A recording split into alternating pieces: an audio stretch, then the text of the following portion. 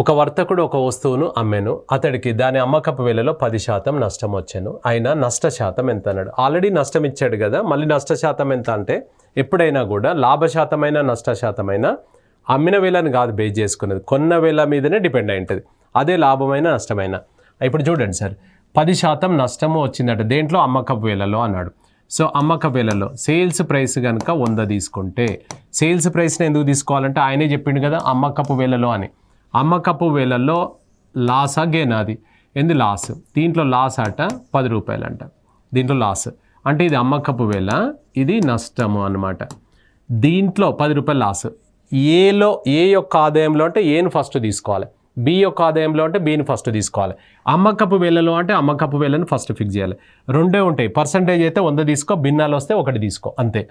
దీంట్లో 10 రూపాయలు అంటే ఈ పెన్ను ఉందనుకోండి సార్, 10 రూపాయలు 100 రూపాయలకు అమ్మితే 10 రూపాయలు లాస్ అయిపోయామన్నమాట.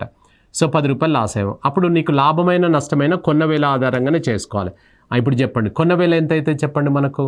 100 రూపాయలకు అమ్మినాం, 10 రూపాయలు లాస్ అయింది అని అంటే ఇక్కడ నీకుండే 2 ఆప్షన్స్, ఒకటి 110 అన్న ఉంటుంది లేదా 90 అన్న ఉంటుంది. ఈ రెండిట్లో ఏదన్నా ఒకటే ఉంటుంది. ఇప్పుడు ఇక్కడ 90ని తీసుకుందాం సపోజ్.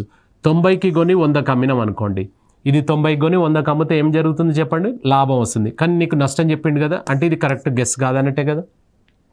నెక్స్ట్ 110కి కొని 100 రూపాయలకు అమ్మినాం, లాస్ అవుతున్నావా లేదా అంటే ఇది కరెక్ట్ అనమాట. ఇప్పుడు నార్మల్గా చేసుకో.